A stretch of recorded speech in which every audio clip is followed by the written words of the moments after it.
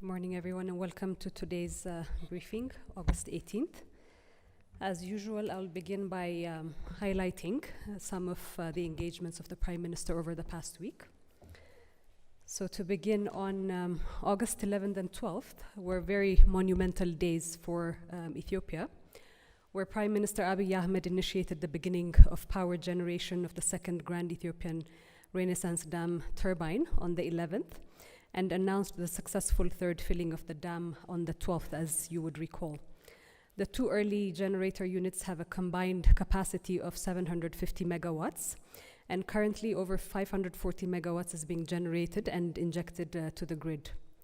Prime Minister Abiy Ahmed, during the commissioning of the second unit, once again has called upon Egypt and Sudan to continue the trilateral negotiations and work towards forging results through cooperation and mutual growth, reiterating that while work that has been done to hold up to 22 billion metric cube of water and generate power from the two units, there has been no harm caused to the lower riparian countries, as the bottom outlets are very clear demonstrations of Ethiopia's no harm principles to its lower riparian countries. On a second activity, August 14th marked the official closing of this year's Green Legacy program, which was held in Dirredawa city. The closing ceremony marked the conclusion of the 4-year target of planting 20 billion seedlings, initiated in 2019 by Prime Minister Abiy Ahmed. This conclusion ceremony doesn't necessarily mean that the Green Legacy program has concluded. It will continue subsequent years, but the target that had been set as a national focus, that was the culmination of that program occurred on August 14th. As we recall, it is for the first time in Ethiopia's history of afforestation and reforestation that such a large-scale landscape restoration initiative was launched and achieved more than what had been initially planned. Some remarkable results over the past 4 years to share with you include mushrooming of nurseries throughout the country from around 40,000 when the initiative was launched to more than 121,000 by 2022. Raising different species of seedlings in these nurseries with increasing emphasis given to indigenous types and high-value types like bamboo, which is an occurrence for this year. The third, aimed at making the Green Legacy initiative improve access to food and nutrition. This year alone, more than 270 million seedlings of important fruit species, mainly avocado, mango, and papaya, have been raised in different nurseries throughout the country. Thus far, the average survival rate stands at 84% for seedlings planted nationwide. In the 4 years of this initiative, a total of or more than 767,000 jobs have been created, particularly for women and youth groups. Many youth have established their own businesses in tree seedling production, site management, and other activities as well. And last but not least, as it relates to the Green Legacy initiative, increased public awareness about climate change, natural resource degradation, loss of biodiversity, and its consequences have contributed to a burgeoning green culture nationwide. A third aspect of engagement for the Prime Minister's activities last week include the Free Trade Zone launch. On August 14th, you would recall that the Prime Minister inaugurated the Dirredawa Free Trade Zone. Prior to the inauguration, the Council of Ministers the day before had put into effect the draft policy document of the National Special Economic Zone, which emphasizes the contribution of international and regional trade link to the economic development of the country as important. The Council, in its decision, recognized that it is important to create enabling conditions for Ethiopia to be an active participant and beneficiary in trade relations that are rapidly expanding and developing globally. In this regard, in order to improve the export trade system of Ethiopia, to increase the attractiveness of foreign direct investment, to enhance Ethiopia's export trade capacity, and to create wide employment opportunities in the sector, it was found important to establish a system for the expansion of dry ports, smooth logistic services in the main trade corridors of Ethiopia. Hence the importance of the policy that allows for the establishment of special economic zones. The Dirredawa Free Trade Zone, inaugurated by the Prime Minister the past Sunday, covers an area of 150 square meters in Phase 1 and 4,000 square meter land for future expansion. It has dedicated 20 megawatts electric power supply. It has also dedicated water supply. It's within close proximity to the Dirredawa-Addis Ababa highway. It is situated adjacent to the rail connecting Addis Ababa and Djibouti. The Dirredawa dry port is within a 2.8 kilometer distance. Dirredawa International Airport is within around 25 kilometer distance. The free trade zone has a locational advantage with two major port corridors of 348 kilometers and 507 kilometers respectively from the ports of Djibouti and Berbera. The services offered at the free trade zone range from value-added logistics services to industrial and logistics estate rental, which are complemented with public services and government services in a one-stop service orientation. On a second briefing issue, I will give you key highlights on overall peace and security across the country. And overall national peace and security, multifaceted efforts are being made by the security sector to address outstanding issues as a key priority of the government. We recall the National Security Council statement issued last week evaluating its operational activities nationwide. As it pertains to terrorist activities in the Oromia region, through the concerted efforts of 3 command posts that have been established and joint deployments of federal and regional security forces, key progress is reported to have been made on apprehending members of terrorist cells. In the Amhara region, rule of law measures taken against irregular forces has yielded results as evaluated by the National Security Council. Similarly, the evaluation of the National Security Council of its peace and security efforts in Benshangul region, SNNP region, Somali and Afar regions, as well as Addis Ababa city indicates progress in apprehending criminals, curbing criminal activities, and cleaning the structures of the security sector nationwide. The National Security Council has set forth a direction to continue its operations to diminish the capabilities of terrorists and irregular forces to a level where they are not a threat, to conduct activities that ensure lasting peace by mediating across various groups and involving youth in peace activities. You would notice that there's a lot of consultations and dialogue sessions that are being held in various sections of the country. It has also given a direction to strengthen the judicial bodies and enable them to perform what is required for national peace and security, to take decisive action against economic exploitation, corruption, smuggling, illegal money transfer, and other forms of economic sabotage, and finally to refine the leadership at every level and establish accountability, creating qualified, active, and ready leadership at every level. Moving on to humanitarian response updates, briefly, the data that I have from the National Disaster Risk Management Commission is for the period of July 20th, 2022 to August 9th, 2022. Thus far, for the Tigray region, above 29,000 or close to 30,000 metric tons of food, 31,940 metric tons of non-food items, 300 million birr, above 66,000 liters of fuel, 23.63 metric tons of medicine, 2,096 metric tons of fertilizer have reached Mekelle for distribution to beneficiaries throughout the region. For Amhara and Afar regions, the data that I have, again for the same period specified, July 20th to August 9th, 2022, includes 7,543 metric tons of food to Amhara region beneficiaries that has been dispatched, and close to 3,000 metric tons of food to Afar region beneficiaries that are still in need, which has also been dispatched. Last but not least, the Peace Committee has yesterday unveiled a peace proposal that it has deliberated upon and adopted. You would note that in the statement that was released yesterday and the consultation that had been had with the key sections of the diplomatic community, the peace proposal has got a three-pronged proposal. Firstly, it proposes for peace talks to happen within the coming weeks towards an agreed ceasefire. Secondly, it proposes to undertake an in-depth political dialogue between the parties leading towards a settlement. And thirdly, it proposes for any other pending issues to be addressed through a national dialogue. This proposal by the Peace Committee of the federal government is another demonstration of the government's continued commitment to peace and for a peaceful resolution of the conflict. It puts into perspective that the people of Tigray, affected communities in Afar and Amhara region, as a consequence of the devastations, need respite at this moment.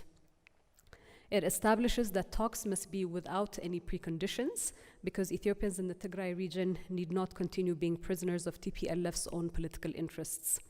It is cognizant of TPLF's continued forced conscription of youth in the Tigray region. It is cognizant of TPLF's accumulation of weaponry through channels masquerading as humanitarian assistance and through other means. It is cognizant of the illegal flow of foreign and local currency being funneled into TPLF's coffers to finance another altercation. It is cognizant of the siphoning of humanitarian assistance and fuel reserves towards combatants instead of intended beneficiaries within the Tigray region.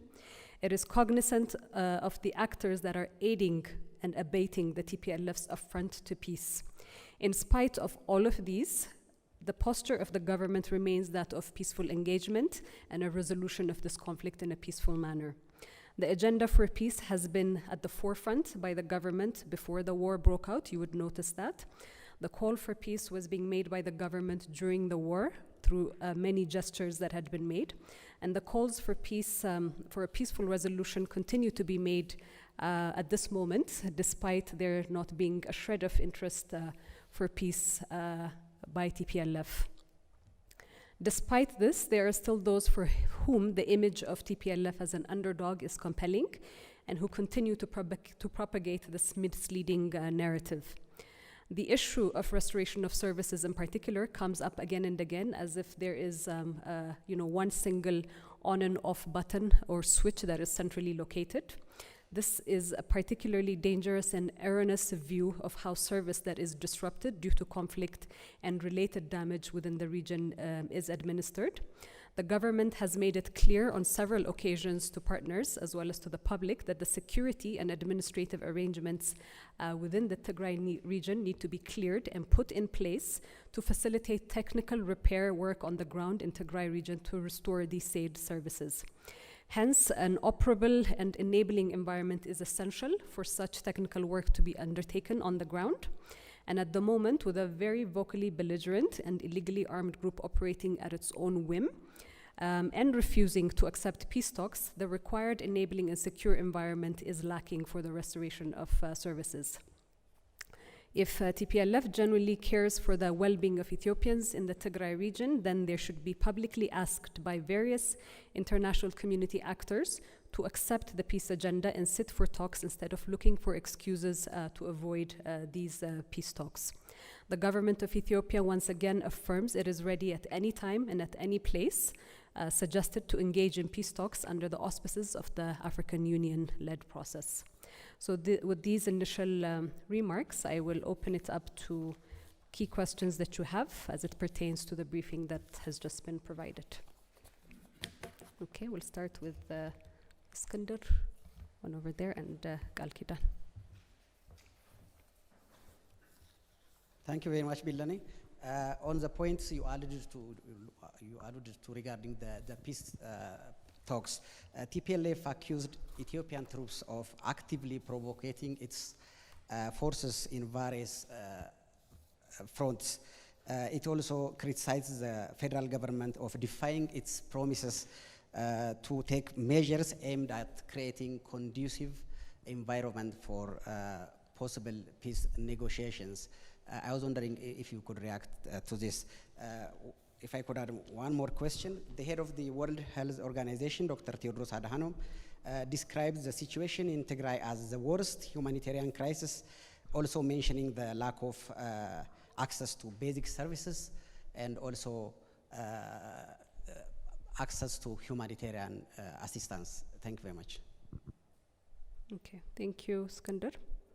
On your first question of an attack, I think the Ethiopian government has demonstrated on several occasions the confidence building measures that it has taken to facilitate peace and to create an enabling environment and condition for the peaceful resolution of this conflict. So this narrative and this rhetoric that keeps coming from the other side is no less than a mechanism to deflect from the desire not to engage in a peaceful manner.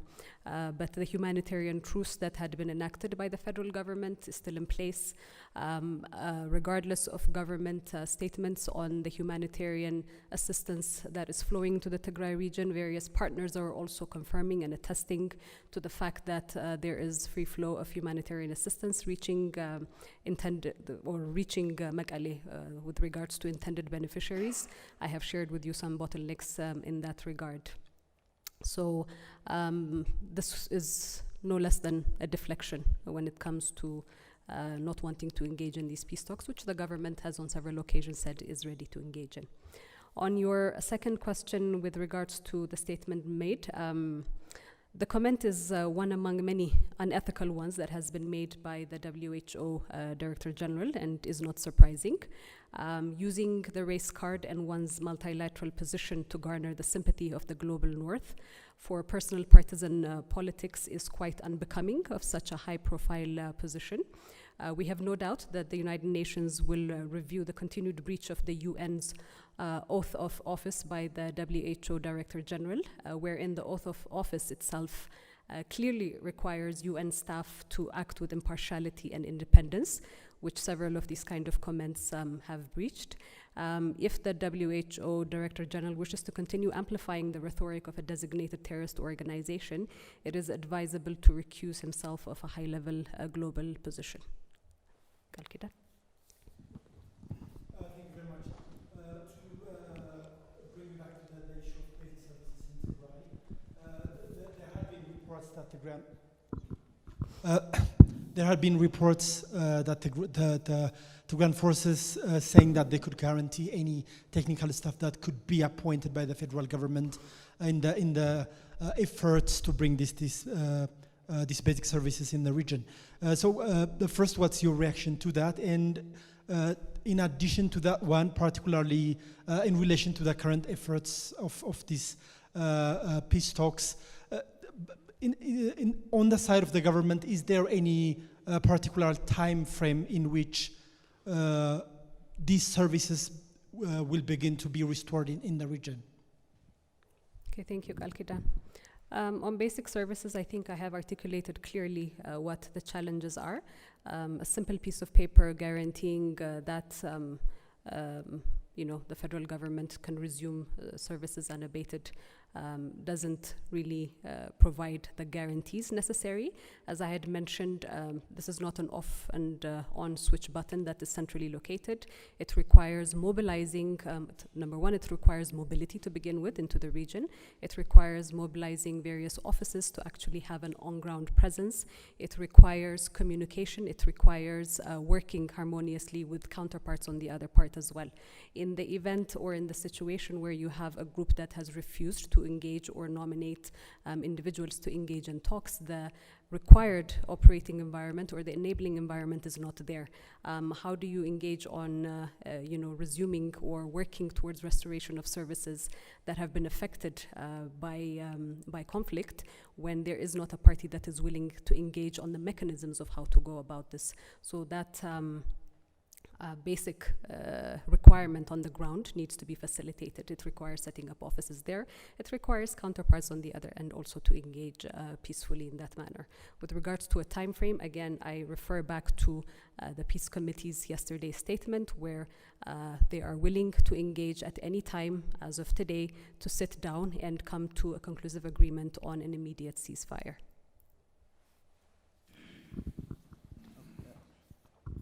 Thank you. My first question is, as we all know, federal government has a responsibility to maintain peace and restore service in Tigray and maintain peace in the other part of the Ethiopia. But with regard to peace talk, the TPLF has listed preconditions, and federal government is saying peace talk to start without any preconditions. With this back and forth, the peace talk might be delayed. And is there any possibility, federal government would use, if this back and forth continues, to restore service or to maintain peace in Tigray and the other part of the country? The other thing is with regard to seedling. Last year, the federal government was saying considerable amount of seedling will be given to neighboring states like countries like Kenya, Djibouti, and Eritrea. But this year, there was no anything given to these countries. And is there any, last year we heard that Prime Minister Abiy said it will be continued to provide seedling to these countries as a part of friendship and fighting like climate change cooperation. What happened to this year? Because there is no any seedling given to these countries. Thank you. Okay. On your first question, I think I have sufficiently responded to that.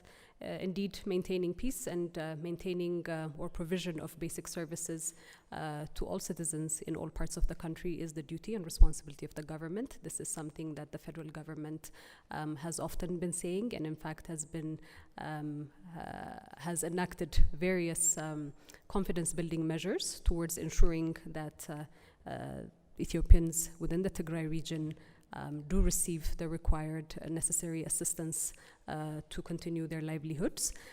In fact, you would notice that fertilizer distribution is also going on, and this has been an interest of the federal government to ensure that productivity is unhampered as well for individuals living in that region to sustain their livelihoods.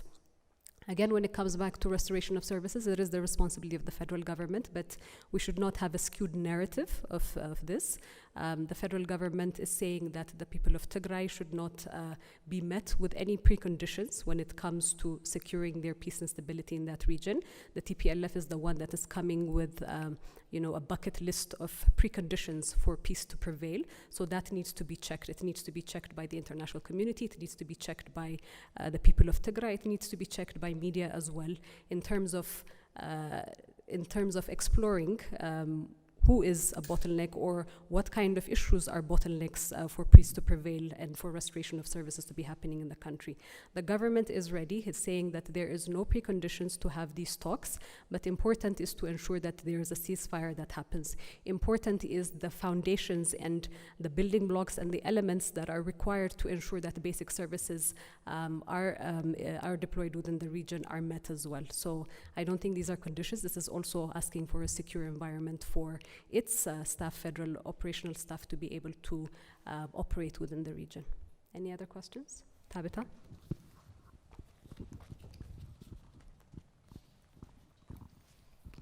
Thank you. It's still with the peace talks. Does the Ethiopian government welcome any other body besides the African Union to mediate in the peace talks? And second, grievances are being voiced by people traveling from different places in the Amhara region to Addis Ababa, citing transportation difficulty due to vigorous searches at security checkpoints. What caused this, and what can the government do to ease the hurdles of such travelers and restore smooth transportation? Thank you. Thank you, Tabitha. The Ethiopian government, as it relates to the peace talks, is committed to an AU-led process. It has been consistent in that declaration. As it pertains to others supporting the African Union, this is at the discretion of the African Union, but the Ethiopian government is primarily supporting or requiring that that the peace process is led in an AU-led process. So if the High Representative of the African Union, if the African Union itself requires technical and financial assistance from other partners, it is at their discretion to make that happen.